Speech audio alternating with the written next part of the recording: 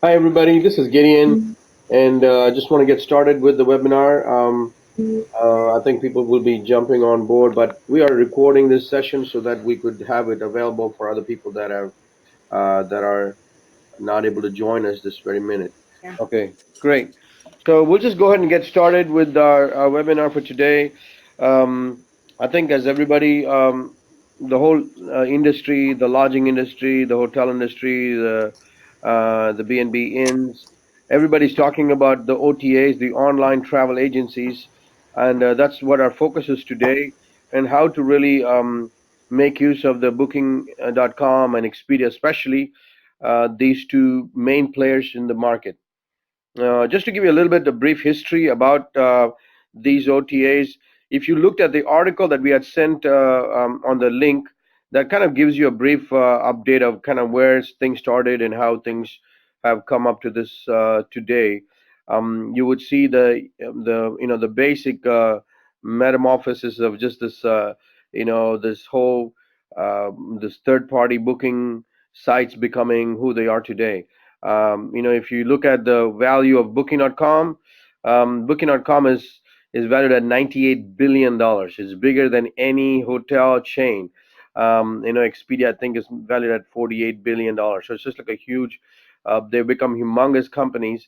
But what started out? They started out, of course, just charging about 5% per reservations, and then of course in the early 2000, when especially in the United States, when things hit with the 9/11, that's when a lot of hoteliers relied on these OTA websites to fill their rooms, and that kind of they thought that's going to come down after a while, but that kind of kept on increasing, and of course the commission percentage also kept on increasing.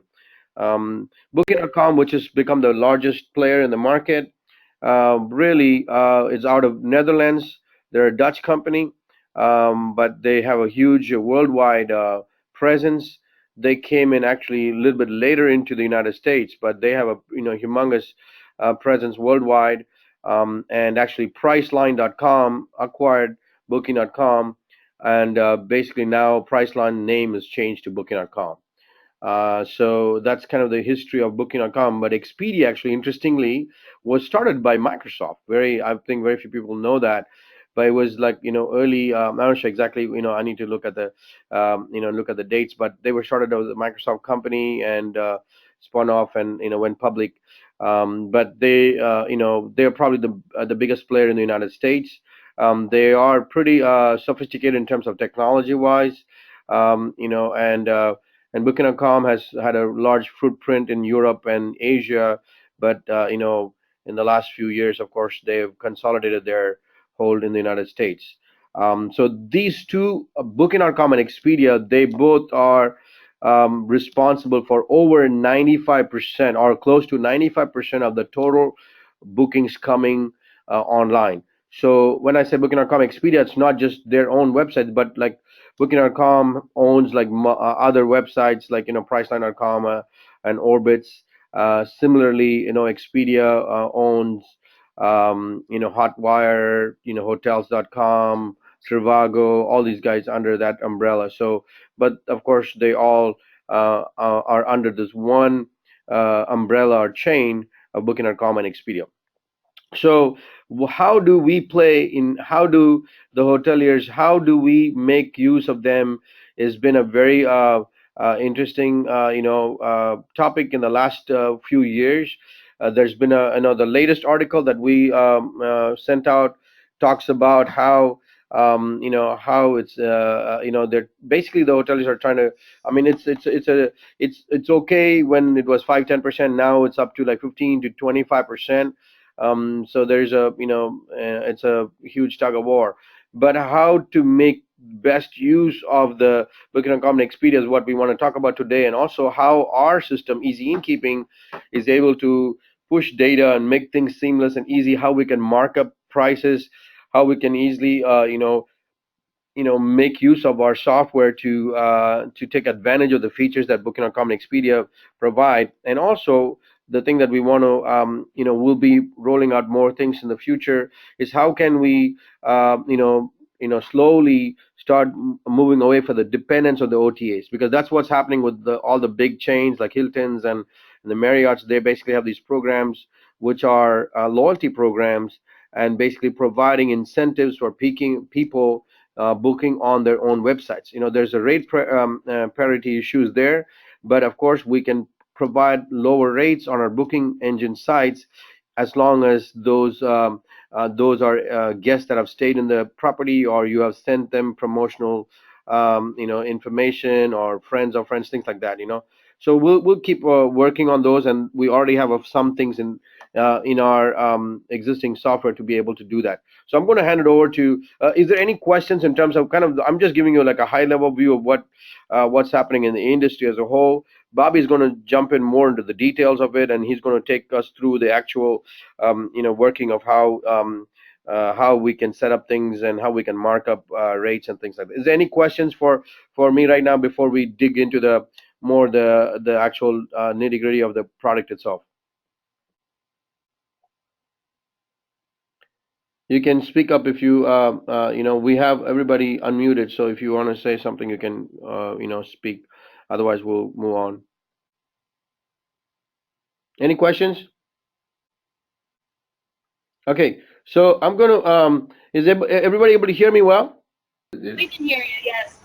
Oh, there you go. Okay, there we go. Okay, so you can hear us. All right. Can you go ahead? Go ahead. Was that a question? No, I don't have a question. Okay, great. Okay. So I'm going to just hand it over to Bobby. He's going to take us through more of the details. Looking at everybody can see my screen, right? Yes. Okay, so in easy innkeeping, if you're looking at your calendar, right, and you click the drop down, let me go back to the regular calendar. If you click this drop down and put this on OTA calendar, this gives you an overview of what you're sending to the OTAs. What the calendar on Expedia Partner Central and the calendar on Booking.com Extranet should match this calendar here. This gives you it tells you what rate you're charging, how many, the 0 here is the rooms available, that's the rate that it's charging. And then if you have any minimum night requirements, it'll show it here, right? You can also do an open and close order. Like if you know that you're gonna sell out one room type for that weekend and you want to close it to avoid overbookings, you can do that from here. We'll get to that in just a second. Yeah, let's go. So the OTA calendar, you can actually, they wanted me to point out that you can sort this by the types. So if you wanted to look at just the rooms you're selling on Expedia, you put this drop down on Expedia room type, or Booking.com room types, or all. Okay. This will reflect your seasonal rates. If you have any seasonal rates created in the rate setup, this will show you what rates are in effect for this day. If there are no seasonal rates in effect, then it's going to show you the default rate. But if you do have seasonal rates, those are reflected and they are communicated when you do your rate push. Let me switch over just real quickly and show you the same calendar on Booking.com. So we're looking at roughly roughly the same time frame.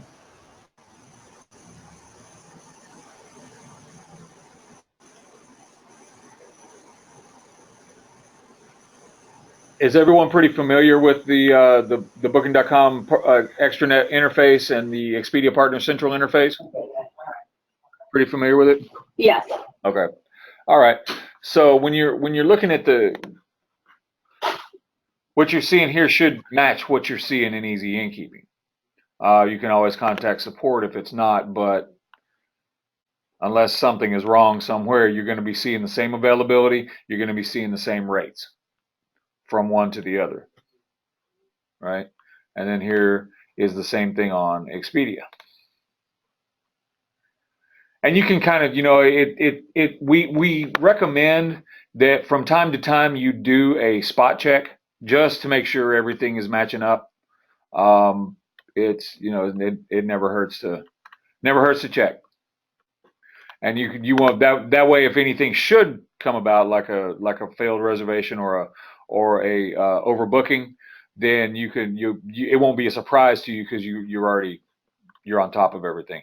It's not a question of just plugging it in and just letting it manage itself. You do need to give it attention from time to time. We do have also, I would imagine everybody's fairly familiar with the GDS log from Easy InnKeeping. Let me show you that real quick. Anytime you get a booking, anytime a booking is changed, modified by the guest on the booking.com or Expedia side, or anytime one is canceled, the GDS log will reflect that. You'll see a little red number up here in the thing, and you can then go. Whenever you see that little red number by the GDS ball, you know that something needs your attention, that you need to look at, to see. This is another way you can stay on top of, in the case one fails, there's none here at the time, but from time to time there is going to be a download failure. It's unavoidable. It's just the nature of the beast. One every few days is not cause for concern. 3 in a day, that is cause for concern, and I need you to call me in that event. But just to jump in here, this is Gideon. Also, like Expedia, last week they had 3 different outages, and so they send us information. But anytime there's an outage on Expedia side, of course, then there's going to be some delay in that, reservations dropping in. But as long as there's an outage, they automatically send you, and Bobby will go through that as well, but they'll send you a fax or email, whatever that's been agreed upon. Yeah. But that's been, we've seen, we had a 20-hour outage with Expedia about a month back. Was that about less than a month back? So that was kind of a cause for concern. At that point, pretty much, that's affecting everybody that's on Expedia.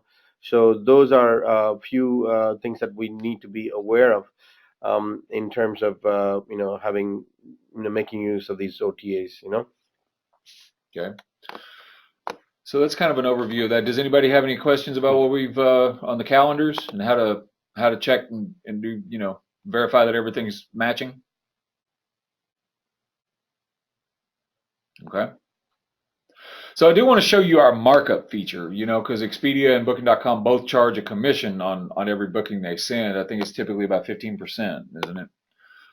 So if you'll notice these rates, if you can see here, these rates look a little bit, 192.86 is not, and 357.15.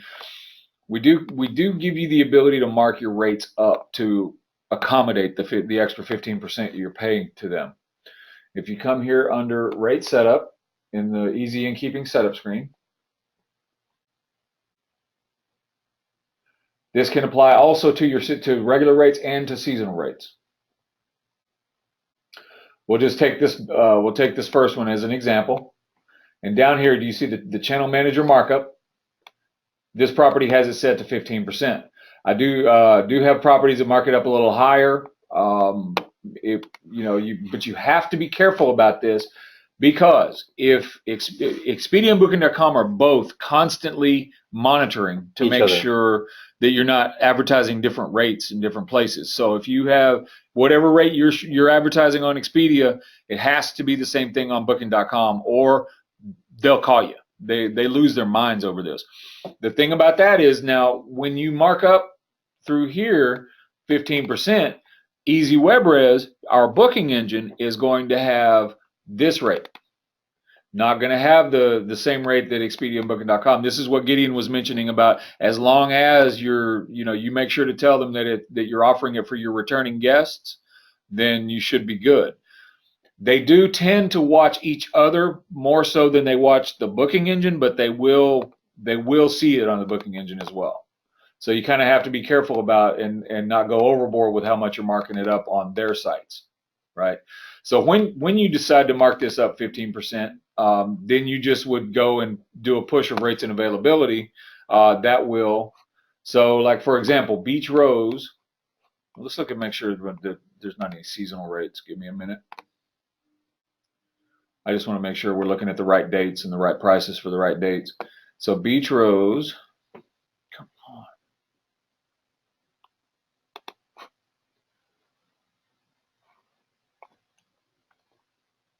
So she has, so let's just use, so her rates don't kick in until June.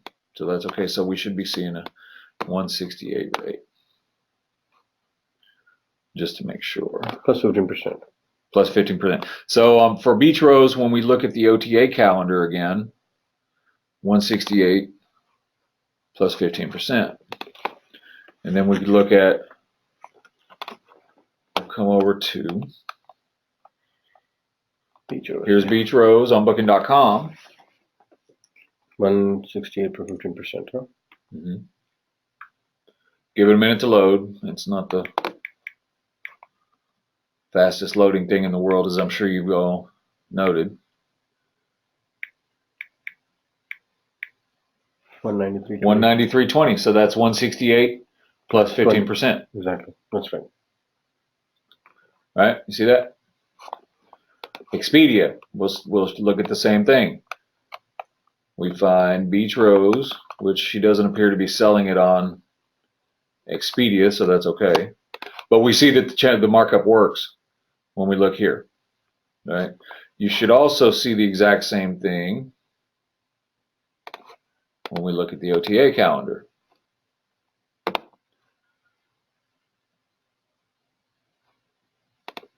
See, it's showing you the regular 168 here. Oh no, that was booking.com.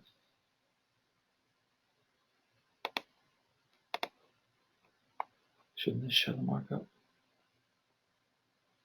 Oh no, it's going to show you the regular rate. Yeah. This does not show you the channel manager markup. Okay. Yeah, I thought it did. Okay. I thought it did too. Anyway, learn something new every day, right? So anyway, so we kind of want to go back to the seasonal rates for a second, because there is something important I need to impart to you about the seasonal rates. Everyone's familiar with how we do the pushes, right, to the Booking.com and to Expedia.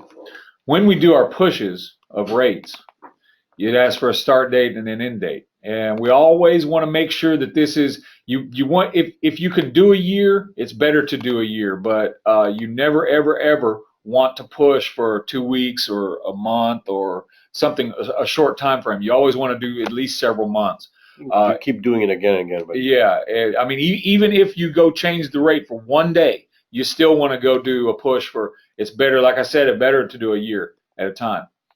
But the thing that I really need to make note of is that this end date on your push, if it falls in the middle of a seasonal rate, that seasonal rate will not be reflected on the OTA side. So like, for example, if your seasonal rate runs up to April 19th and you push till April 18th, it's not going to reflect that seasonal rate. You would have to go adjust the timing of the seasonal rate and then do your push. And you can change it back if you want. That won't affect the OTAs, because the rates are never automatically updated, only when you push. But make note that if a seasonal rate, you want your end date to fall outside of all, you don't want a seasonal rate to be in the middle of a thing. Any questions on any of that? Anyway, we're a beach property that has a lot of different rate categories, and weekends are higher. So I'm a little confused with the push thing. Whatever you have in your rate setup, it's going to push that. So like if you have a weekend surcharge, let me just show you. I think this property does have a weekend surcharge. So yeah, we do. I mean, the one we're looking at, no, they don't. Okay, so but if you have a $20, if you have it $20 higher on weekends, and you're using the weekend surcharge in our rate setup, it will reflect that. Okay. So as long as InnKeeping it. Yeah, as long as in easy InnKeeping you have the weekend surcharge set up, we're going to push everything that's exactly on the weekend, exactly like it is in the weekend. So if the weekdays are 172 and then you have a $20 additional on the weekends, that'll be 192. So that'll push exactly like you have set up on the in easy InnKeeping in the rate setup. And then since we're very seasonal, we do have rates that change like every couple weeks. So Yeah. you're saying that's a problem? No. It's not a problem at all. All you have to do is make sure that when your end date of your push, and pushing rates is not something you're going to have to do all the time. You just get them set, you push them, and then as long as Or you are, as long as you're changing the rates, when you're changing the rates, of course you're sending out, you need to push them, right? Because the rates are pushed by you manually, not automatic. The availability, everything else close, and all this other things goes automatically. So every time you're changing your rates, of course you want to do a push.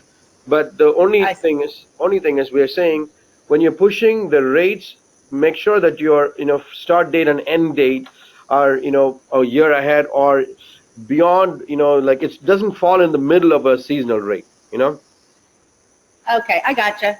Yeah, if you have a like in the example I was showing, if you have a seasonal rate that ends on the 19th and you're trying to push to the 18th, that one seasonal rate won't reflect.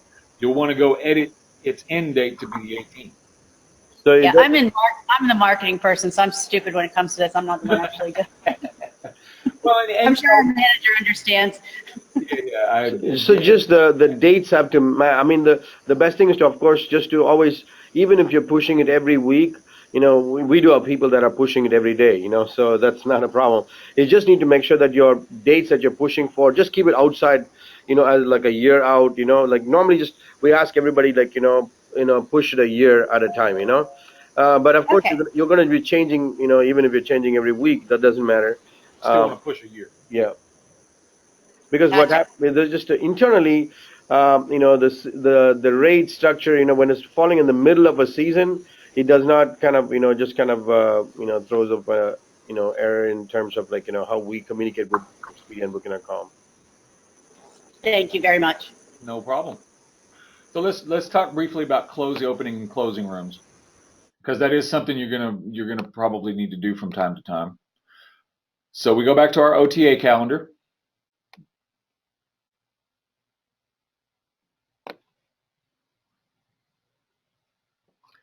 And then what you do is you just find a white space. It doesn't matter what day, it doesn't matter what room, because you're going to be able to select all of that in the open close setup.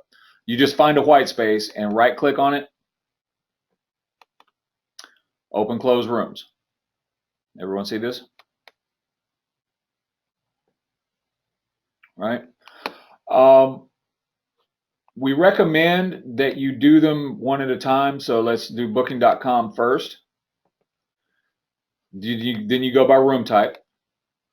You set your date range that you want to close it for. If you're closing it only for a couple of days, you check those days. If you're closing it for like a week or a couple weeks or something, you just check all days, right? But you do want to be accurate. So if you're closing for a Friday and Saturday, you definitely want to check Friday and Saturday. You want this part to be accurate. Whatever days you're closing, you definitely want to do this. Have the dates and the days, right? And then when you save it, I actually don't want to. So when you save it, it'll put it down here in the list, and it will automatically send that close order to the OTAs. Previously, you had to go push availability once you got all this set up. That's no longer the case. It was, as soon as you save the close order, it will close it. You don't have to push. Questions about that? So you don't have to re-push. You can just close. That's correct. As soon as you hit this save button, that's why I'm not doing it, because I don't want to close her room off. This is a live property. But yeah, so as soon as you save it, it'll go close that room on booking.com. Right? And you just go one by one. As soon as you're done with booking.com, then you'll do Expedia. If you use SiteMind, just do one OTA at a time. It has the ability to do both, but they don't recommend you use it. They recommend you just do them one at a time so that no confusion comes in anywhere. Right? Okay. So if you know, for example, that a particular weekend you're going to be full, that you're going to sell out without any problems, and don't really need any bookings coming in from the OTAs, then go close that weekend on the OTAs so that no overbookings occur. The updates to availability are not instantaneous. They take 3 to 5 minutes to happen. So if someone comes in and books on your booking engine a particular room, that there's only one available, and then someone goes on Expedia and books the same room at the same time, the 3 to 5, they haven't had that 3 to 5 minutes delay to get the availability update. So it's going to result in an overbooking. It's just the nature of the beast. It's the cost of doing business. It's really it doesn't happen a lot, but it does happen. We see that. Yeah. We saw a booking that came in just a couple days back. We looked at the timing. There was an overbooking, and it was like about exactly 3 minutes. Between somebody took a reservation on the phone versus something that came on the I think Expedia was like a 3 minute. So we're looking at a 3 minute window, and it's you. I mean, it doesn't matter who you're working with. Any vendor like us that does channel management, that does directly connects with these OTAs, we are facing these issues, because of just because Expedia and Booking.com is so big. They have 1,007,500 sites on Booking.com. Yeah. 1.7 million properties on their Booking, and so they're sending data back and forth. I mean, they are very very good, very fast, but at the same time, it's like a 2 to 3 minutes. So we have like a 3 minute lag time in between what we are sending, what we're getting back from them. So it only makes sense just to close out when you're starting to look like you're going to fill. Yeah, almost Yeah. like if you're 100%, I would just keep it at 90%, just to. But some people, all they do, Yeah. we have people that never use. It's everything. Just everything is automated. So they don't want to touch the system. And we run into some issues like that. Like especially this one we just looked at last week. It was like a 3 minute delay in between, and boom, it just happened to be so close. So I'm opening up a different property, one that gets a lot of OTA bookings, and I kind of because we're going to talk about the notifications that you get when a booking comes. This is one of our properties in Florida called Golden Host.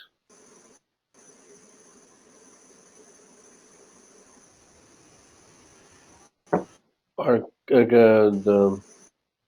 they also, I mean, I want you to be thinking of as we are just before we finish, we want to give you a few minutes to ask questions. Also, any pain points from your end, like any issues that you're finding in terms of dealing with these OTAs.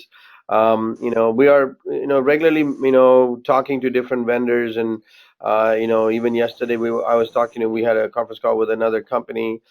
So we're talking to different groups that are doing these, working with latest OTS that's out there. But if you have any issues in terms of what you're dealing with, just be thinking about it so we can talk. We can get some of your feedback. We have a direct relationships with Expedia and Booking.com in terms from a reseller standpoint, from a partner standpoint. So we can definitely also bring it up to them. So.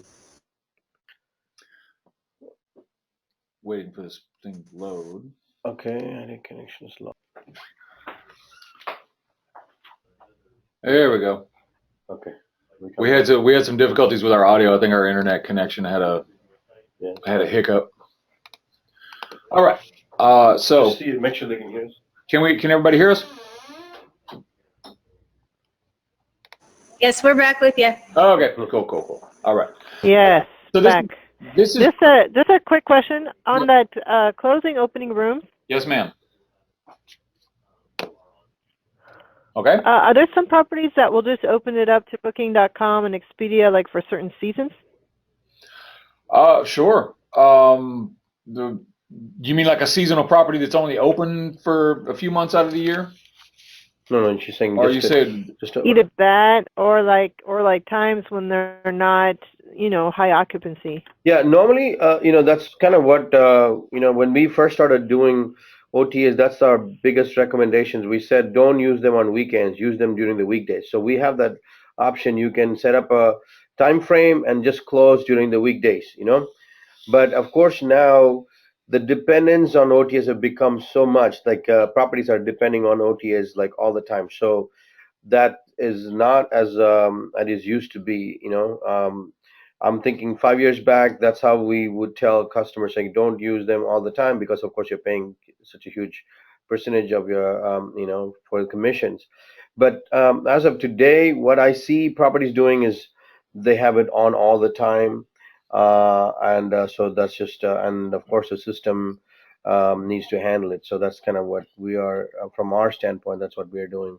We like to figure out how can we handle it, to make it make the lag times in between reservations as little as possible. Mm-hmm. So answering your question, yes, you can do that, but we don't see it as what we used to see 4 or 5 years back. Now it looks like everybody's on all the time. Yeah. Is that true with anybody else? Is that what I'm saying? Is that true?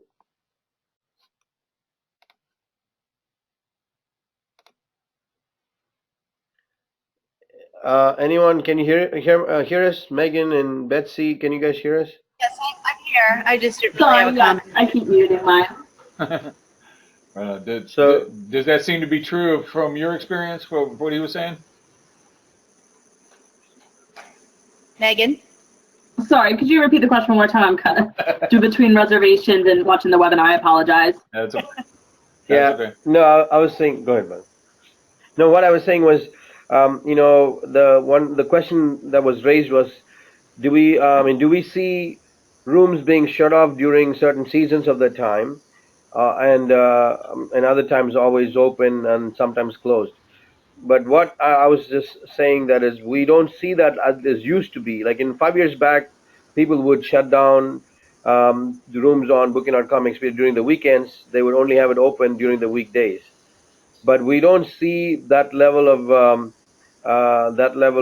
changes on the property side. We're seeing most of the properties are having everything open all the time, except very special weekends. Is that true? Absolutely. Yeah. Yeah, we definitely use the OTAs as much as possible, and unless we're getting to a point where we're selling out, then we'll close out. But as far as in advance, we have everything open unless we know a certain room type is closed in the off season or it's not available at all, then we take it out of the inventory. But as long as we know it's available and we're trying to sell it directly, we'll give it to the OTAs at, and again, if we start to sell out, then we will close that. But as far as only opening up weekdays and not weekends, that we haven't been able to do that. The demand on OTAs is just so high. Yeah, exactly. People are going there. And see, that's exactly what we're talking about being proactive with the management of the thing. If you know you're about to sell out, go close it on the OTA side. Exactly what Megan was just saying, so that you do avoid those overbookings. Another strategy that some properties will use to avoid overbookings is if they'll hold some rooms in reserve. They won't put every single room available on the OTA side. It'll still be available from the PMS, the calendar, and still be available from the booking engine, but won't be available on the OTA side, so that you have a place to put an overbooking if one should occur. But okay, so any other questions on the open close and inventory management? Nope. Okay, so let me show you we touched on the GDS log briefly. We want to talk a little bit about how you get notified when a booking comes in. This is your best friend right here, this GDS log that we provide. You see how it's got this red 7? So there have, since the last time they came in here, there were 7 either, you got your cancellations, you got the reservation when the booking is made. Here's one down here that was modified, so the guest went in and made some change on the Booking.com side. Trying to look for a failure so you can see and everybody knows what the failures look like.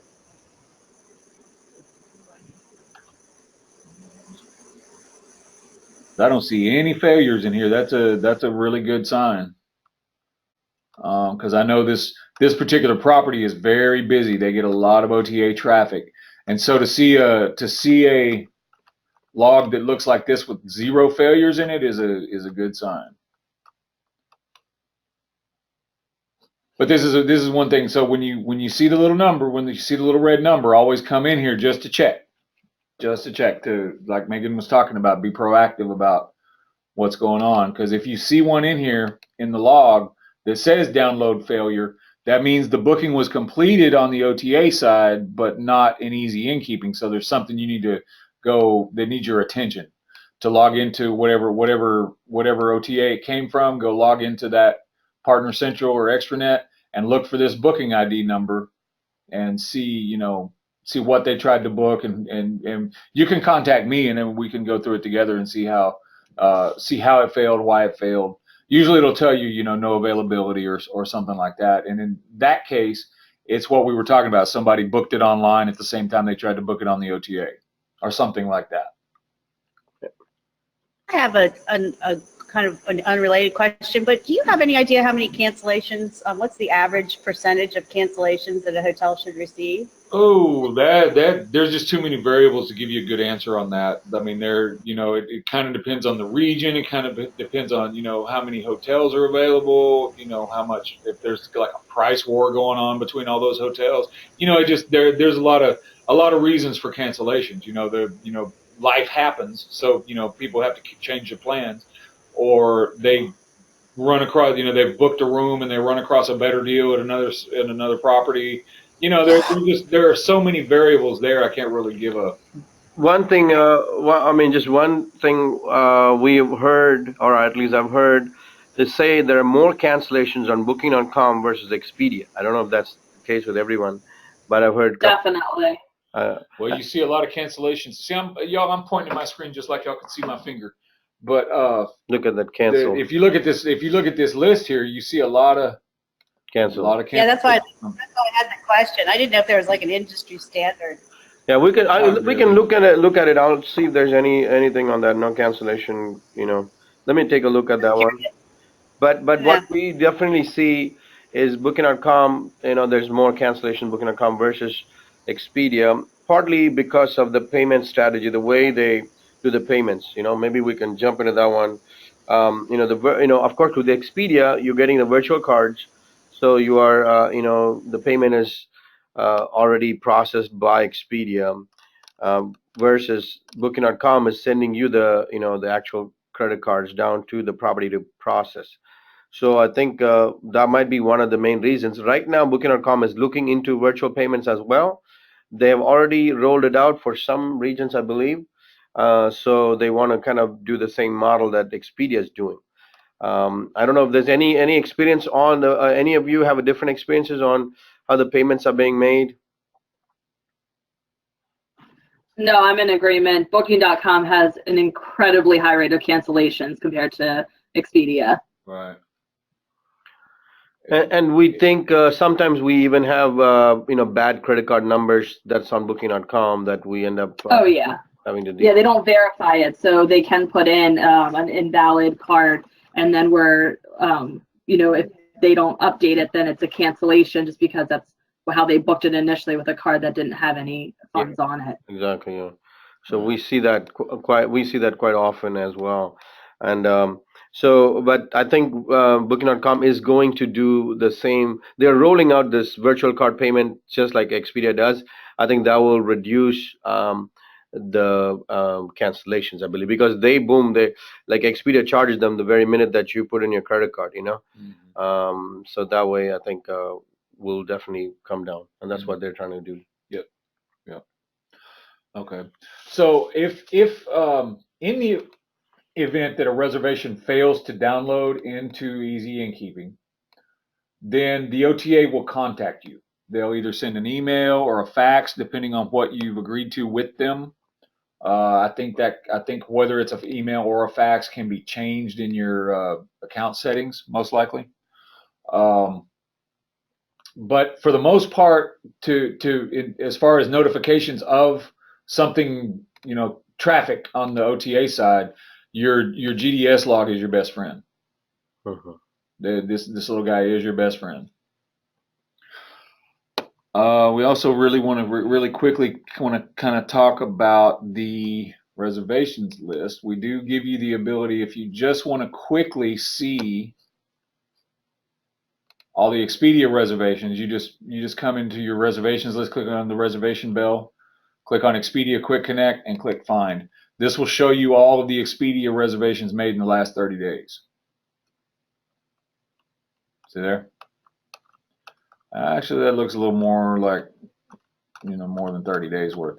But then you can also do the same thing for Booking.com reservations. You can do the same thing for WebRes, easy WebRes reservations. And they all have their own little unique icon. So the easy WebRes is the little E that you see here. Then Booking.com will have the B, and then Expedia will have the little airplane logo that they use. See that one?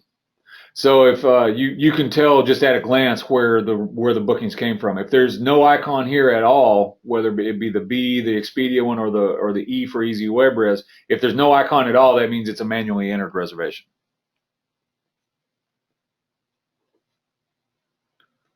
Okay, report. The report.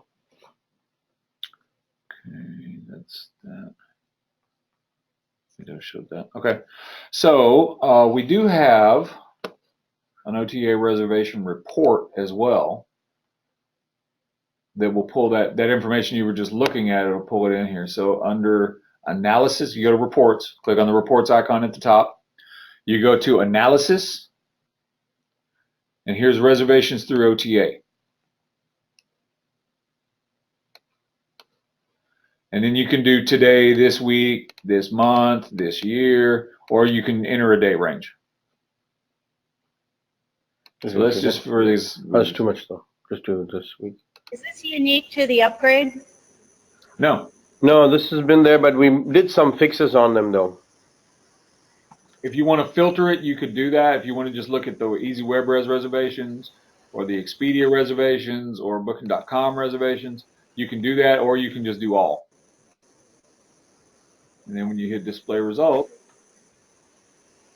you will get your data.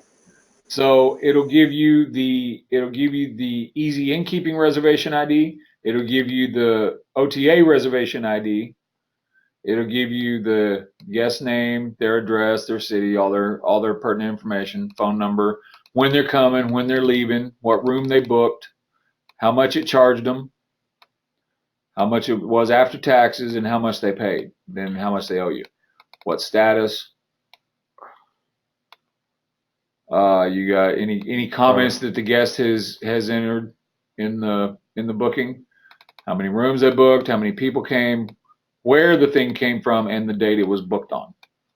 This would be useful when you're paying your commissions, so you want to just double check your commission, when you're getting the, billing from Booking.com, so you can just double check, make sure it's all in sync with your report. Yeah. Questions about the report?